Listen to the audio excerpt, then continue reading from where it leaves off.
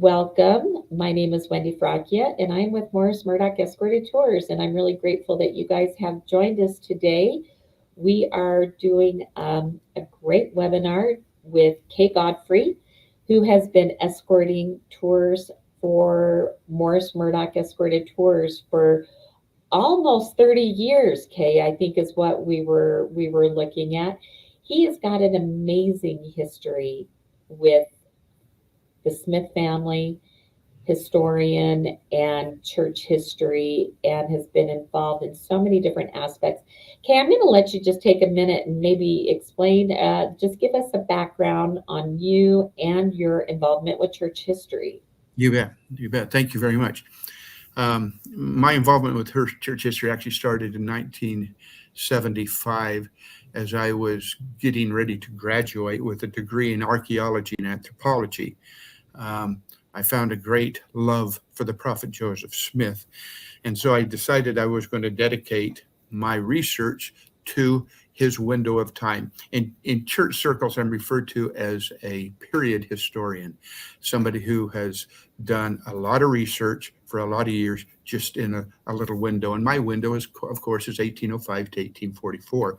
I don't go west with Brigham Young, although I assume he made it there, and we're glad that he did, but it's just Joseph Smith. But in the process of doing that, I came to the conclusion that to better understand the prophet Joseph, I needed to understand my Savior. And so I started to take tours to Israel. I had taken 6 years of Hebrew from BYU, so I could relatively speak the language. And so going to Israel has been a wonderful experience. I've been to Israel over 40 times and actually participated in a number of archaeological digs there. And that's been a real joy. And so, that's kind of my background is Joseph Smith in Israel. And it's something that I'm very, very passionate about and more than willing to share with anyone who would like to join me on any of our tours. Well, having been lucky enough to join your tours both in Israel and church history sites, I think I have enjoyed so much the in-depth knowledge that you have being an archaeologist and the studies that you've been involved in. I always thought it was really interesting. I can remember being in Sharon, Vermont with you and you talking about the mint leaves in that, how important that was to the Smith family. And it's small, it's nothing that's significant to the restoration of the gospel, but it was really interested in learning a little bit more about the Smith family history. And that's what I think is so neat about the information that you could share with people on tours. So today specifically, we wanted to talk about a tour that you have been doing for us for many, many years. I took my son on this, if you'll remember, back in 2012 for his graduation. Yes. This is one of these great tours to help kids get prepared for life, missions, just different fun things, because the American history part is so important to understand that needed to happen for the restoration to happen. And so having this whole experience, both with the American restoration or the American history and the restoration, all the way through to Nauvoo is so significant. So this is one of your signature tours. And we just want to give a few minutes of the background of this tour and have you walk through some of the many highlights people can anticipate for they think about joining the tour. Sounds great. The first portion of this particular trip, and this trip is very diversified. It's a little bit of everything. It's not a lot of church history. It's not a lot of American history. It's a little bit of a lot of stuff. And this tour will begin in Washington, D.C. And so we'll go through just a banter of slides here and kind of highlight some of the things that you would see or experience should you decide to take this particular trip. So let's go ahead and go through those. Of course, you're going to see these kinds of things a lot. When we go to Washington, D.C., we have a number of individuals that we've developed a rapport with and confidence in, and these step-on guides are incredible. Mount Vernon is a place we'll likewise visit when we're in the Washington, D.C. area, and that is a really special experience. I was going to say, I kind of jumped through that Smithsonian slide. I think one of the things that I like telling people about on that is there is enough free time in Washington, D.C. that you can choose Smithsonian. You can't go to all of them, but if you want to go to a monument, if you want to go to one of the Smithsonians, there's time to do that. I might mention our step-on guides that'll help us through some of these things, in particular Washington, D.C. And we have headsets and earpieces for everyone, so you'll be able to hear. We will focus our step-on guide on the monuments and allow you plenty of time to wander through some of the Smithsonians while you're there. So you'll get both the monuments and the Smithsonians during the 3 days that we actually are in the Washington, D.C. area. Absolutely. So let's see. Oh, yes, we get to go to Fort McHenry, and you might have that opportunity. My guests have had that opportunity many times to fold up the flag, and it's really a special experience. We'll talk a little bit about Francis Scott Key, the Star Spangled Banner, and that's a really, really interesting part of U.S. history. In fact, the next couple of slides, go ahead and hit those. We go out into the Amish country out in Pennsylvania, talking to you a little bit about the Amish. Gettysburg is always an incredible place to visit, and very spiritual, I might add. And then we'll go on into Pennsylvania, and you'll have a chance to visit the Independence Hall, as well as the Liberty Bell. And I will tell you where Ben Franklin's speckled glasses are that he hid in National Treasure. And so if you haven't seen National Treasure, watch it before you come. You'll enjoy it.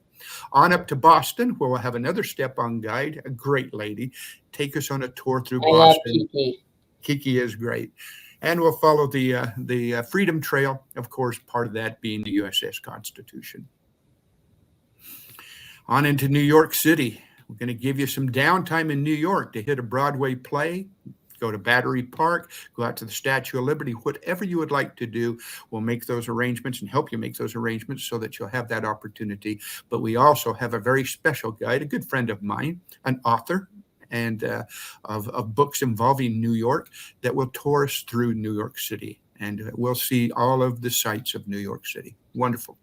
I thought one of the things that I love about the trip where we are in New York is you are walking distance to Times Square and to Central Park and to so many places. So once we get you there, we're going to get you acclimated with the panorama tour, take you to see the highlights of the city.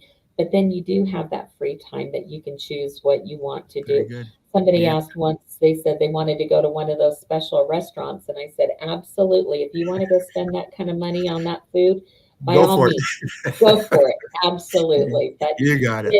it is definitely time to taste New York City there. So Yeah, absolutely. Absolutely. The sights are very impressive. You'll get to see all of these things. We will go to the top of the building and let you see out over the entire city, and you'll enjoy that. And then we kind of begin our church history portion of the tour, focusing, of course, on Joseph Smith and his home and the homes of his parents and grandparents, for that matter. And this is kind of special, near and dear to my heart just a little bit. My wife and I both served as historians at the Joseph Smith Birthplace Memorial. We came home a couple of years ago. While we were there, we had some incredible experiences, and they involved Topsfield, Massachusetts, which is kind of outside of our mission. But we got a phone call, and we were asked to go to Topsfield. Go ahead and hit the next slide. We were asked to go to the Topsfield Pine Grove Cemetery and take a look at a monument that had been sitting there for 200 years, put there by President George A. Smith as a tribute to the 5 generations of Smiths that lived in the Topsfield area. As you can see, it's covered with lichens and whatnot. Well, while there talking to the Cemetery Commission and the selectmen of Topsfield, we proposed the idea of erecting a brand new monument to the Smiths of Topsfield. Next slide. We were blessed to not only clean the monument that's in the background, it's the red sandstone. We had no idea it was red sandstone, but my wife and I were able to convince the selectmen of Topsfield and the Cemetery Commission that a new monument dedicated to 5 generations of Smiths that lived there be put there. It's made of Barry, Vermont granite, just like the Joseph Smith Birthplace Memorial. It is 10 feet tall, 1/5 the size of the monument at the Joseph Smith Birthplace Memorial. And with the help of Salt Lake City and some people that had deep pockets, next slide, we were able to have this particular monument dedicated by Elder Ballard on May 14th of 2022. So if you go back east, there is now a second monument other than the Joseph Smith Birthplace Memorial. We have two witnesses to the birth of the prophet Joseph Smith, and we were honored to have been a part of seeing that monument put in Topsfield. That's amazing. That is such a great story. I love it. And there is our birthplace memorial, the Joseph Smith Birthplace Memorial. You'll get a chance to go there and see lots of fun and exciting things. Having spent 2 years there, we expand this particular part of our tour to include things that are very untraditional. Let's just put it that way. And there's Tunbridge. There's the village store. Joseph Sr., Lucy Mack met in the village store in Tunbridge. It's a fun little stop. It's fine. And that's the Norwich home. That's the last home the Smiths would live in prior to moving to an obscure town in New York. They've had 3 years of crop failure, with 1816 being the year without a summer. It was time to move on, and they ended up in a little town called Palmyra. The Susquehanna is beautiful. Have an opportunity to see the sights and sounds of the Susquehanna. And the next few slides will show you some of those things that are down there. Of course, the two monuments, the Aaronic priesthood and the Melchizedek priesthood. The Smith home, Joseph and Emma's home, where they had their first child, and where 116 pages were written by I'm on my mind here, Martin Harris, and then lost. And the next slide gives you a look at the organization of the church up in far west. And so up at the Whitmer home, and we'll be going up there and getting the church organized before we go on into Palmyra. And then once you're in Palmyra, you have a chance to see the Smith cabin, where the angel Moroni visited Joseph 3 times on September 21st. And then you'll get to do all of the things that we do in Palmyra. Alvin's home, built by Alvin for his parents to move out of the little cabin, and then on into the Sacred Grove. And for those of you that have not visited the Sacred Grove, it is a life-changing experience. So beautiful.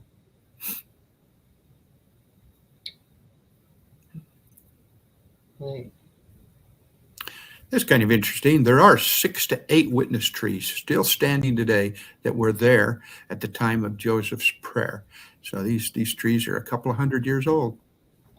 That is incredible. I love that you've been there and you know exactly how to point these things out. I think that's one of the things on a church history tour I'll just mention. You can go and see these sites on your own. The missionaries that serve at these different locations don't explain that to you. But when you're there with somebody who has studied and has been there as many times, those are things that you learn because people point out to you. There's not a sign at those trees that say this tree is as old as the first vision. Yeah, it's very true. Very true. And just think these are impressive slides. Now this particular picture is taken from the top of the Hill Cumorah. Let's take a look at the next one. Yeah. This is what the Hill Cumorah looked like prior to 2019 when it was pageant season, and it was incredible. The next slide shows you what it looks like today. Wow, So I know. it is very, very different today. This particular site is returning to nature, courtesy of the Historical Society of the Church. This is what they'd like to see done. And so it won't be long before it'll be closed in. And when you go to the top of the Hill Cumorah and look out over it, it'll look a little bit more like what Joseph Smith experienced, perhaps, than what we experienced when we went to the pageant. Wow. Temples are an important part of this particular tour. We have 3 temples that you'll have an opportunity to go through, one of them being Palmyra, and those arrangements can be made as well. Niagara Falls, honeymoon capital of the world.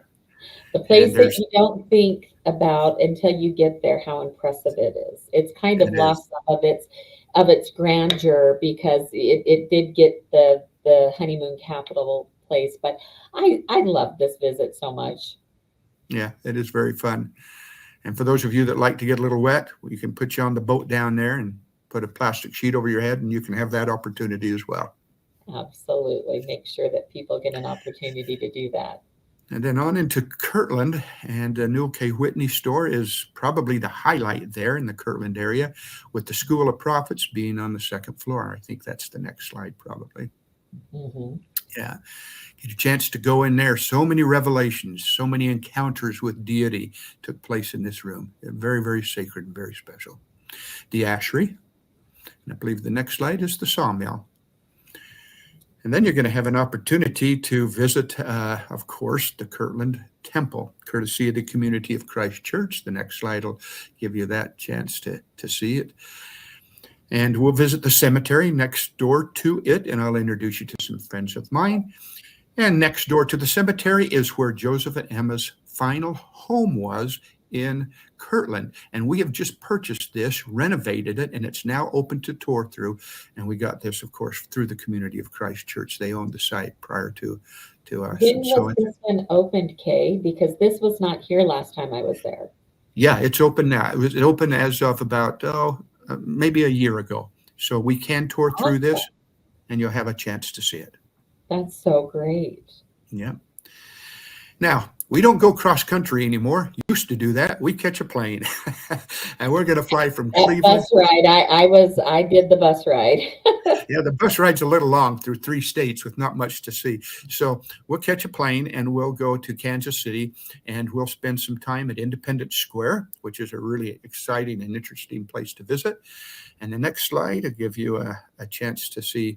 We're going to talk there at the Community of Christ World Headquarters about the Civil War, the Garden of Eden, the New Jerusalem Temple, and a variety of other things. This is an incredible place to visit when you consider its past. Oh my gosh, yeah. Again, one of those things without a historian, so much goes unsaid here for people who don't have the background knowledge that somebody like you has. Yeah, well, we're happy to share and swing up to Liberty Jail and see Liberty Jail, which is always a great experience. And then from there, we'll head up into the hinterland, up into far west, where at one time 5,000 inhabitants resided with 150 houses, 14 businesses. And if you look around, there's not a thing left. No sign we were ever there, except, next slide, I'm a part of the Missouri Mormon Frontier Foundation. I'm their resident archaeologist, and we were able to find one dilapidated old pioneer home about 1.5 miles from far west in what is referred to as the Rich Settlement, and we've been able to document that it was none other than Charles C. Rich's cabin. That cabin has now been dismantled and moved to Provo, where it's being reassembled, and eventually, hopefully, it'll be returned to far west and will stand as the only beacon of anything still standing there. So incredible, the history. Yeah. Hans Mill, tragedy, tremendous tragedy that took place there. Next slide, I'll give you an idea. There's the millstone. We can't get a bus down into Hans Mill, so we go to a little town up the street called Breckenridge. And there in Breckenridge, you'll see this particular millstone, and we'll talk about the massacre at Hans Mill. One of my favorite places, done an awful lot of archaeology across the river, the Grand River there from Adamon-Diamond. You're looking for 3 different things in archaeology around Adamon-Diamond: an Adamic presence, which is almost impossible to identify, a Hopewell or Adena presence. Those would be like Lamanite, Nephite, Indian type people. And the third would be an outpost, perhaps, of the saints when they were living in this area. But Adamon-Diamond is a special, special place.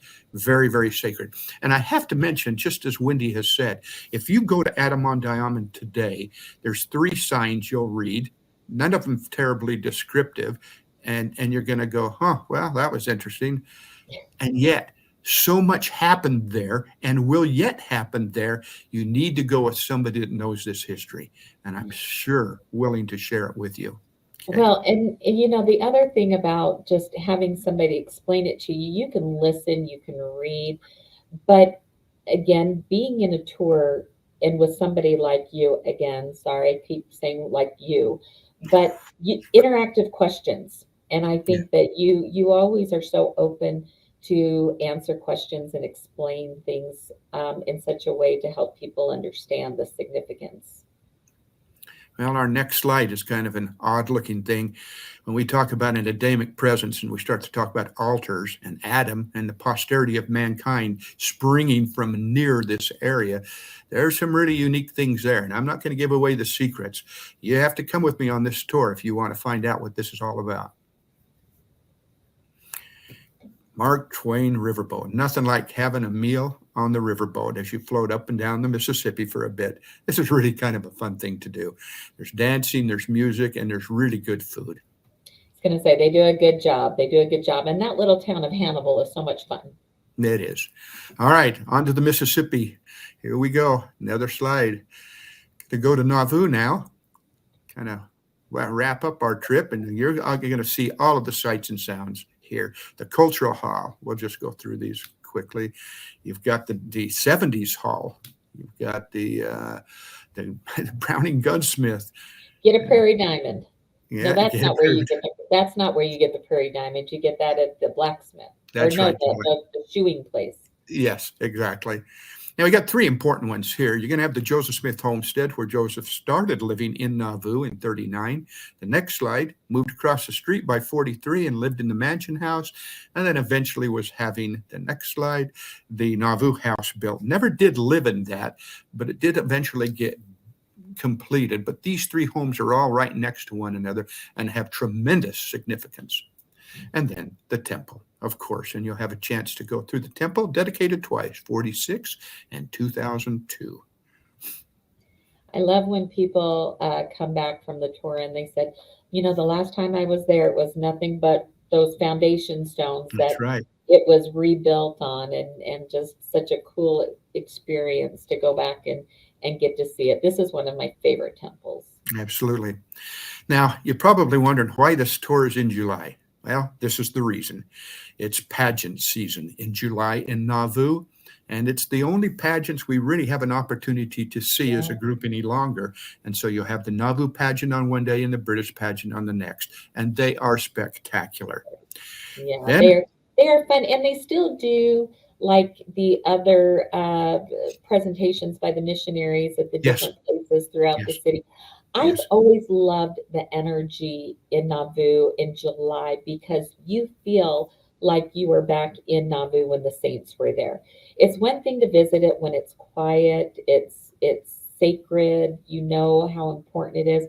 But being there with the energy of the performers and the missionaries and all the different travelers, it just gives you that real experience of what this town was like when it was bustling and the saints were there and there was so much going on. You said something that just sparked an interesting thought. Bathsheba Smith said that sometime in the quiet of the evening, you can still hear Nauvoo. And just as you've said, you sure can. And there's nothing like feeling that spirit in the evening in particular. That's very good, Wendy. Well done. Thanks, Kay. Well, this is Carthage Jail, if you haven't noticed already. And this has changed just a little bit. This big tree in front of you, this acorn tree, is no longer there. No longer is the well there. They have revamped and resculptured this a tad bit. So we'll go through a slide or two. This is looking through the bullet hole in the door there, looking into the martyrdom room and the martyrdom window for that matter. And that's what it looks like today. You'll have a chance to go up there, and that's kind of a close-up of the martyrdom window on top. Wow. Okay, the last couple of slides, Joseph and Emma and Hiram are all buried in the Smith family cemetery just to the side of the homestead there. And we'll go in there and we'll talk a little bit about how we found the bodies of Joseph and Hiram. It's an incredible cloak and dagger story that you'll really find interesting. They were reinterred once they were found, and they're buried right here. And the next slide shows you the actual stone that is placed over the three graves of where they're buried. So a wonderful experience, and we kind of conclude our tour with this kind of an experience. Oh, sorry. Yep, that was it. I wasn't sure if we had any other pictures, but again, like you say, it really is the beginning and the end of Joseph Smith's life. of course, just his mortal life. There's so much information that is shared, and you just do such a wonderful job. Again, your passion for the Smith family, and this is such a key tour that you do. And I think everybody who's ever been on it with you over the years has always said it's one of their favorite experiences. Again, it's done in July because of the pageants. And it's also a time that many people love to bring their families along. And it's when school is out. And we do invite you to bring your kids on tours with us. Typically, we do say we would appreciate if the kids are at least 8 years old because there is a lot of time in the bus. And I say things like they need to be able to be sacred at sacred places. We do have a little bit of wiggle room in that rule, but please, if you are thinking about bringing anybody younger than 8, be sure you talk to us so we can give you a full expectation of what this tour is like. It is a 2-week tour, but you can see it is so full. And we just invite you to look more into this tour and to join us this summer. And Kay, I don't know if you have anything last words you would like to add specifically about this tour. I'd just like to mention one thing. The most rewarding times for me on this very comprehensive church history tour is when teenagers join me on this trip. If you have a pre-missionary young man or young woman, I can't think of a better experience for them, especially if they're waffling a little or wavering or don't know if they want to serve a mission. I can almost guarantee you, after 2 weeks with me, they'll be looking for the paperwork. I think, well, your professional life, you worked with young men with the Boy Scouts of America, and this is definitely something that you have a passion for, and that is evident when you're on tour with Kay. So, again, thank you so much for spending a little bit of time Thank you. reviewing this tour with us, Kay. Thank you Yeah. to all of you for watching it. I hope you've learned something about the itinerary, about Kay, and he is always happy to talk to anybody and answer questions before or after the tour. So if you would like to ask Kay any questions before booking or after booking, let us know. We'll be sure to get you guys connected in the right way. And we just really hope that you'll consider joining us this year. So thank you so much, Kay, again for your Thank you, time Wendy. and for those You bet. watching. Have a Thank you. wonderful day. You bet. Oh, That go okay? yeah, I think so. I'm gonna click over to end webinar over here.